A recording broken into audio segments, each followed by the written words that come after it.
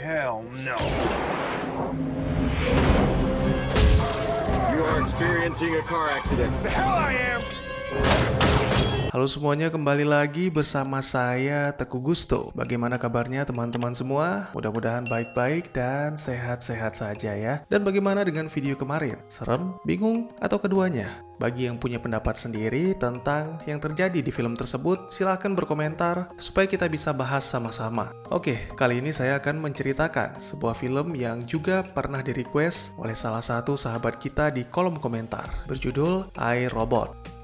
Adalah sebuah film fiksi ilmiah Amerika yang rilis di tahun 2004, disutradarai oleh Alex Proyas dengan naskah ditulis oleh Jeff Vintar dan Akiva Goldsman berdasarkan cerita Isaac Asimov dengan judul yang sama. Film yang berdurasi 1 jam 54 menit ini dibintangi oleh Will Smith, Bridget Moynahan, Bruce Greenwood, James Cromwell, Alan Tudyk, dan Shia LaBeouf. Tak bosan-bosan, saya mengingatkan agar teman-teman selalu menonton videonya sampai habis, karena ada segmen penjelasan di akhir video yang sayang jika dilewatkan. Baik, daripada berlama-lama, mari kita langsung saja ke ceritanya.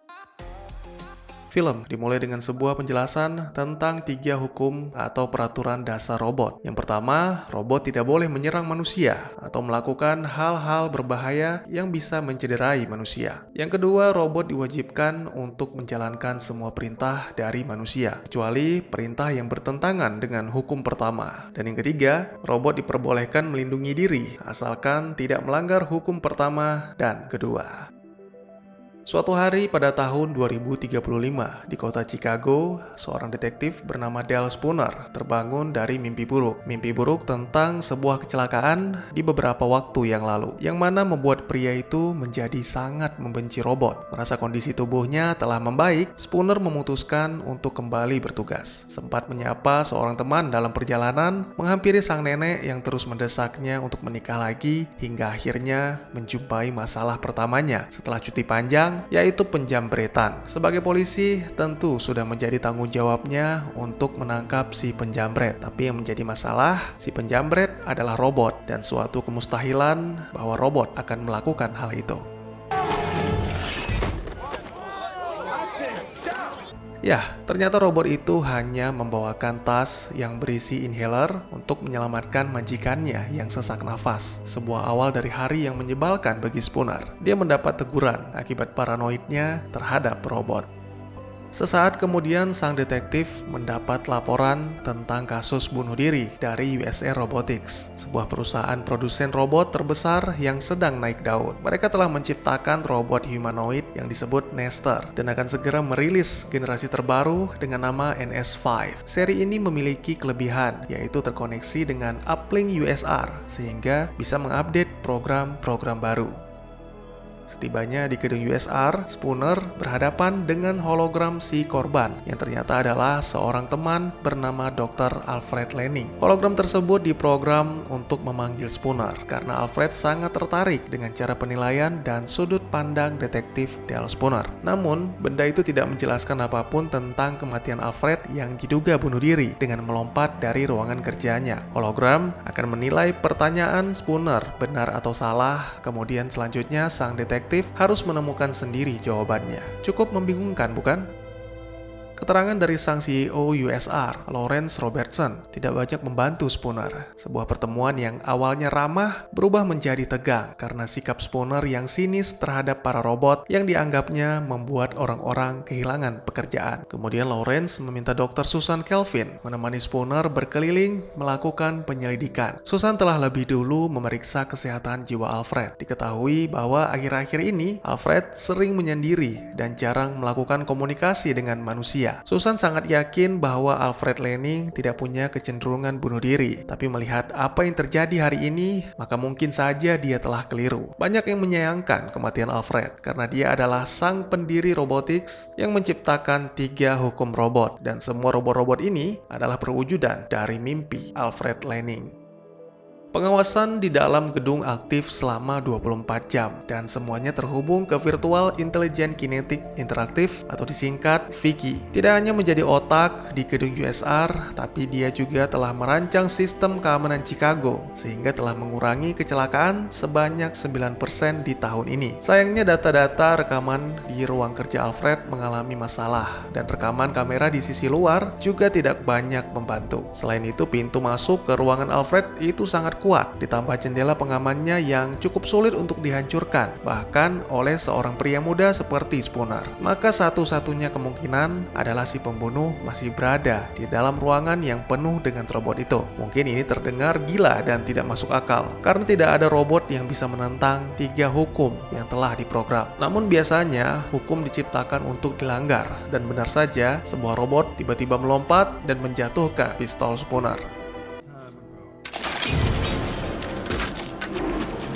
Awalnya robot itu bisa dinonaktifkan oleh Susan, tapi tiba-tiba saja si robot merebut senjata Spooner dan melompat dari ruang kerja Alfred. Untungnya tembakan sang detektif berhasil mengenai robot itu dan membuat kerusakan yang cukup parah, sehingga hanya ada satu tempat yang kini akan menjadi tujuan si robot.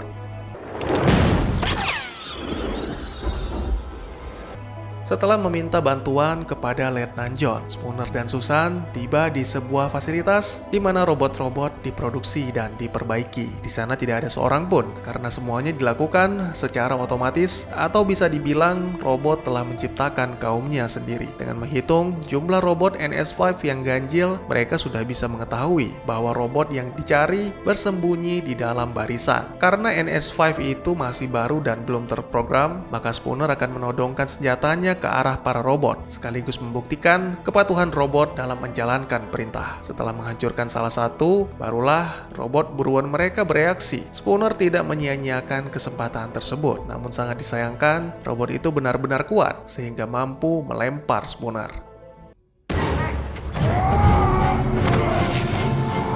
Untungnya John mengirimkan pasukannya tepat waktu dan akhirnya si robot berhasil dilumpuhkan.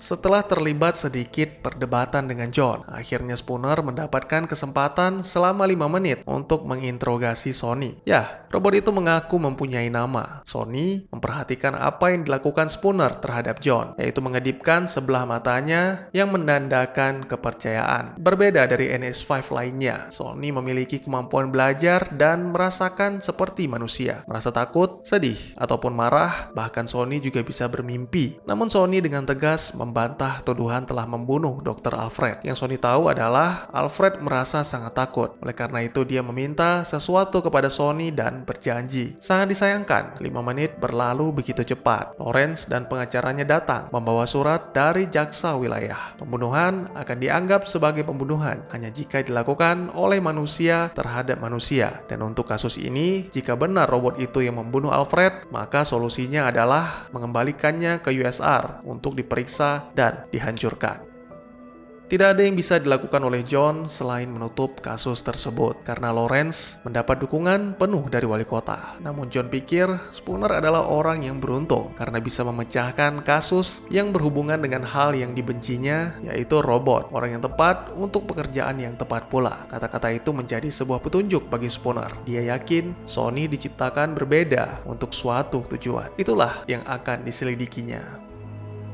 Beberapa waktu kemudian, Spooner tiba di kediaman Alfred, di mana terdapat sebuah robot besar yang dikirimkan oleh Lawrence untuk menghancurkan rumah Alfred pada pukul 8 esok pagi. Tapi anehnya ketika Spooner berada di dalam dan memeriksa berkas serta video-video Alfred tentang kesadaran di dalam komputer, tiba-tiba saja robot penghancur itu aktif dan melakukan tugasnya saat itu juga.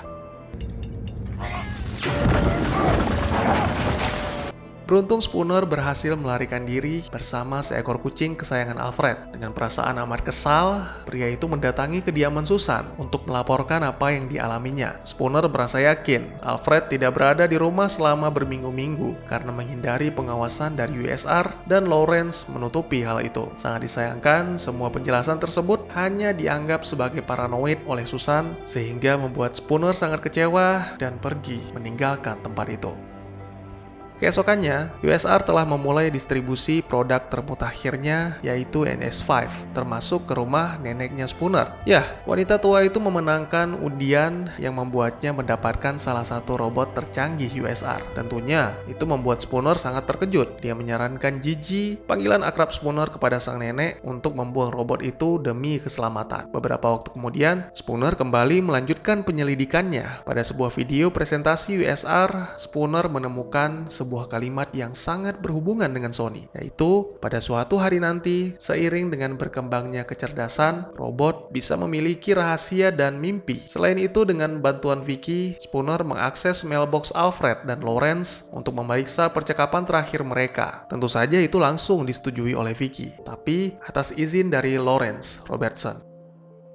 Di waktu yang bersamaan, Susan melakukan pemeriksaan pada Sony. Wanita itu sangat terkejut ketika Sony mengaku bahwa dia baru saja bermimpi. Selain itu, Sony juga tidak terhubung dengan uplink USR, dan campuran logam pada tubuhnya lebih padat daripada NS5 pada umumnya. Sony benar-benar berbeda.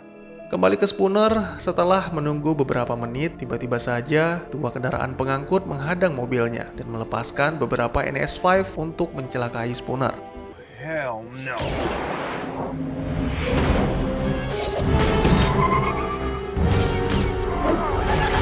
Sebisa mungkin Spooner mencoba meloloskan diri dan menjatuhkan para robot. Namun, pada akhirnya kecelakaan tak bisa dihindari.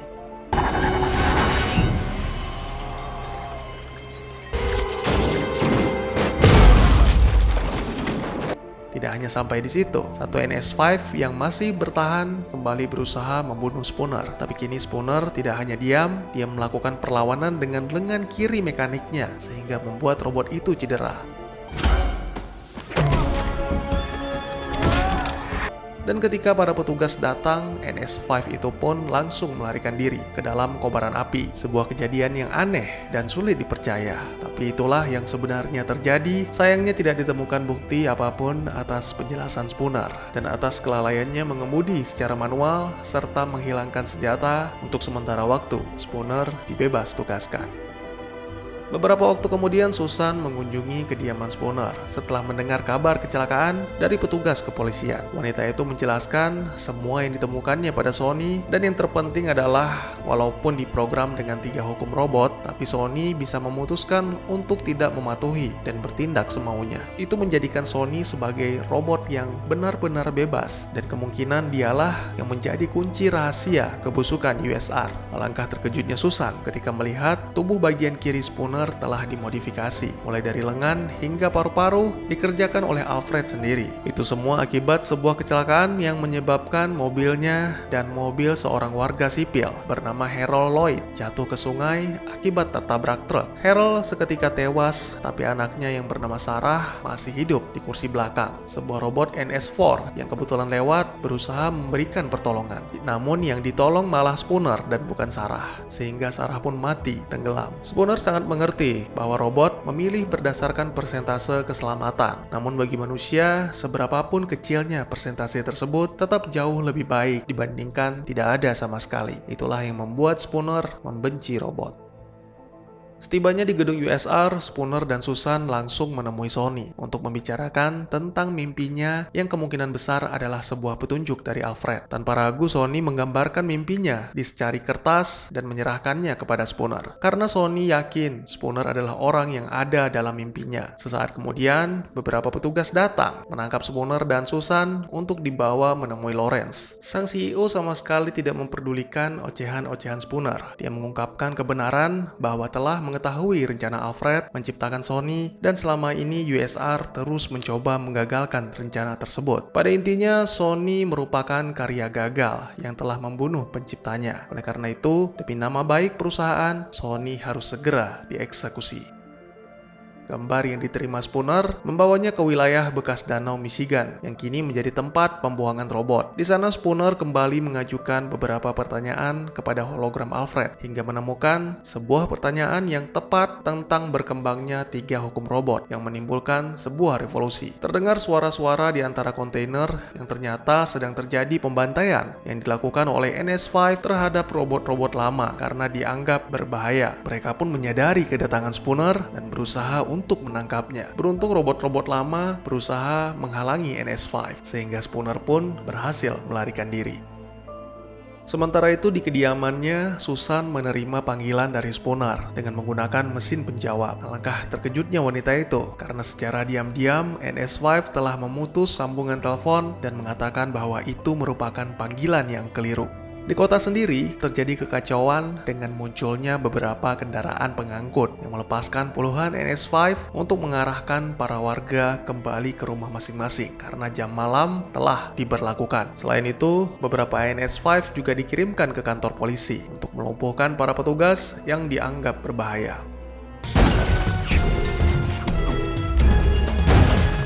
Kembali ke Susan yang dihadang NS5-nya ketika mencoba melarikan diri. Wanita itu pun mencoba menonaktifkan robotnya dengan beberapa perintah. Namun tak terjadi apa-apa hingga beberapa peluru menembus kepala si robot serta menghancurkan tubuhnya. Detektif Dale Spooner datang tepat waktu dan mereka pun menuju ke gedung USR karena telah mengetahui Lawrence lah yang menjadi dalang di balik semua ini. Para warga yang tidak terima diatur oleh robot bersatu untuk melakukan perlawanan. Awalnya pertempuran itu terjadi cukup sengit, namun karena senjata mereka kurang memadai, akhirnya para warga pun mulai mundur untuk melarikan diri. Di tengah-tengah warga, Spooner melihat temannya, Farber, ditangkap oleh salah satu robot. Dengan gagah berani, sang detektif pun melompat dari motornya dan menembaki para robot sehingga berhasil menyelamatkan Farber dan beberapa orang lainnya. Beberapa waktu kemudian, Spooner dan Susan tiba di gedung USR yang telah dikosongkan dan dalam keadaan terkunci. Untungnya Susan memiliki kenalan orang dalam yang bisa membukakan kuncinya. Dan walaupun memang bukan orang, tapi Sony sangat membantu di saat seperti ini. Ternyata secara diam-diam Susan telah menukar Sony dengan NS5 yang belum diprogram. Susan tidak tega menonaktifkan Sony karena dia merasa itu tidak benar. Setelah melewati 2.880 anak tangga, mereka tiba di ruangan sang CEO, Lawrence Robertson. Sama sekali tidak ditemukan tanda-tanda bahwa pria itu sedang mengendalikan para robot, bahkan Lawrence sendiri ditemukan tewas dalam keadaan tercekik. Ternyata dugaan Spooner selama ini salah. Satu-satunya yang memiliki akses coupling, memanipulasi robot, serta membuat Alfred Lanning merasa seperti di penjara adalah Vicky. Alfred telah mengetahuinya, namun pasti tidak akan ada yang percaya. Oleh karena itu dia membuat semua rencana ini agar bisa diikuti oleh Dale Spooner yang sangat membenci robot. Susan tidak pernah menyangka Vicky bisa melakukan semua itu karena dia telah memeriksa seluruh program Vicky dan tidak menemukan kesalahan. Pernyataan tersebut dibenarkan oleh Vicky. Pemahaman Vicky tentang 3 hukum robot telah berkembang. Dia melakukan semua itu demi mengamankan dan memastikan spesies manusia yang dianggap sebagai pencipta agar tetap bertahan di masa depan. Sony pun tidak membantah logika Vicky karena memang terkadang robot harus melindungi penciptanya. Dengan cepat Sony merampas pistol Susan dan menangkapnya. Tapi itu hanyalah sebuah tipuan untuk memperdaya Vicky dan robot-robot NS5.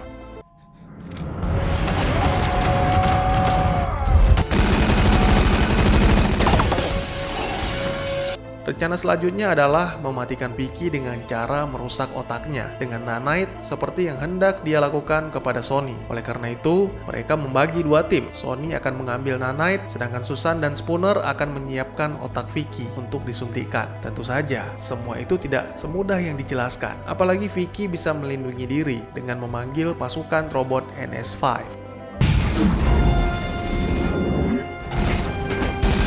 Hal yang sama juga terjadi dengan Sony. Vicky terus mengirimkan NS5 untuk melumpuhkannya. Tapi semua usaha itu gagal karena tubuh Sony lebih kuat dan lebih unggul dalam bertarung. Vicky juga tidak menonaktifkan pengaman nanite. Namun itulah tujuan dirancangnya Sony. Tubuh logamnya sengaja dibuat lebih padat agar tidak mudah meleleh.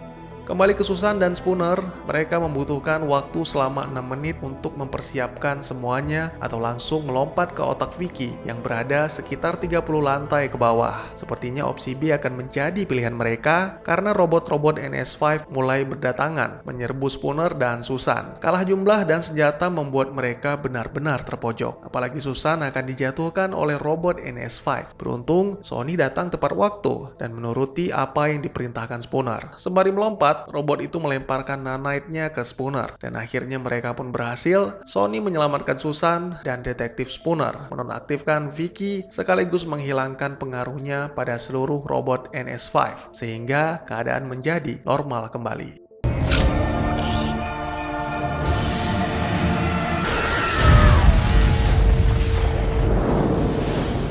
Film pun ditutup dengan terungkapnya Sony sebagai pembunuh Alfred Lanning. Sebenarnya Alfred meminta Sony berjanji, bahkan bersumpah agar mau membunuh Alfred dan merahasiakannya. Sesuai dengan yang dikatakan oleh jaksa wilayah, pembunuhan hanya dilakukan oleh manusia terhadap manusia. Oleh karena itu, tidak ada alasan bagi detektif Dale Spooner untuk menangkap Sony. Malah, kini Spooner telah menganggap Sony sebagai temannya. Setelah tujuannya tercapai, kini Sony menjadi robot yang bebas. Dia memutuskan untuk bergabung dengan seluruh robot yang kini berada di wilayah bekas danau Michigan. Ya, ternyata yang berdiri di dalam mimpi Sony bukanlah seorang manusia, tapi robot, tidak lain dan tidak bukan adalah Sony sendiri. Apakah Sony bisa membimbing para robot yang kini telah hidup bebas? Dan apakah manusia dan robot bisa hidup berdampingan dalam kedamaian? Dan tamat. Bagaimana dengan alur ceritanya? Apakah menarik? Mari kita masuk ke segmen penjelasan. Menurut penjelasan Susan Calvin, Vicky merupakan ciptaan Alfred yang pertama. Pada awalnya bekerja memelihara sistem keamanan USR, lalu karena kecerdasannya terus berkembang, Vicky bahkan mampu merancang sistem keamanan kota dan berhasil mengurangi kecelakaan sampai dengan 9%. Sebuah prestasi yang luar biasa, sekaligus menakutkan. Alfred menyadari hal itu. Dalam presentasinya dia menjelaskan bahwa sejak awal dia meyakini adanya kesadaran di dalam kecerdasan robot. Segmen beberapa kode acak yang menyatu dan membentuk aturan yang tak terduga. Jika tidak diantisipasi, ini akan menimbulkan kehendak bebas, kreativitas, bahkan sifat-sifat alami atau kita kenal dengan jiwa. Terbukti dengan kebiasaan robot yang cenderung mencari cahaya ketika berada di dalam kegelapan dan kebiasaan berkelompok ketika ditempatkan di ruang kosong. Ini sebuah evolusi yang benar-benar tidak terduga dan tidak bisa dijelaskan. Sayangnya, tidak ada yang memperdulikan pendapat Alfred, sehingga pria tua itu memutuskan untuk berjuang sendiri di ruangan kerjanya tanpa pengawasan Vicky. Vicky sendiri telah mengembangkan pemahamannya tentang hukum robot. Dia meningkatkan tugas memelihara keamanan dan melindungi, menjadi mengekang dan mengatur cara hidup manusia demi menghindari perang dan merusak bumi. Semua ini bertujuan agar spesies manusia tetap bertahan, dan saya pikir jika terus berkembang, bukannya tidak mungkin manusia akan dijadikan budak oleh Vicky. iRobot memiliki ending alternatif yang sama-sama happy. Tapi apa benar-benar happy? Ini menjadi pertanyaan besar bagi saya, apalagi dengan ending utama. Oke, sama seperti ending utamanya, Sony juga mengakui pembunuhan yang terpaksa dilakukannya terhadap Alfred Lanning. Tapi setelah itu dia bergabung bersama Dale Spooner dan Susan Calvin pergi meninggalkan gedung, atau bisa dibilang tidak bergabung dengan kaumnya di bekas danau Michigan. Nah, untuk ending utamanya, saya pikir menciptakan Sony adalah sebuah kesalahan yang mungkin Alfred berharap Spooner akan menghancurkan Sony dengan lengan mekaniknya ketika tujuan Sony telah tercapai. Loh, mengapa begitu, Bang? Oke, coba kita perhatikan kembali ending utama. Sony satu-satunya robot cerdas dan memiliki fisik yang kuat dibandingkan kaumnya. Dia juga bebas dari 3 hukum dasar robotika, sehingga bisa melakukan apapun, bahkan membunuh manusia. Memang untuk saat ini kita melihat Sony sebagai robot yang baik. Tapi bagaimana jika semuanya berubah ketika Sony telah menjadi pemimpin dan melihat rakyatnya yang terus diperbudak oleh manusia? Apalagi jika Sony berhasil membangkitkan kesadaran robot untuk menolak 3 hukum dasar robotika. Ini akan menimbulkan perang manusia dengan robot, dan tentunya akan menjadi akhir bagi umat manusia, sama halnya seperti film Terminator. Bagaimana menurut kalian? Happy ending atau dark ending?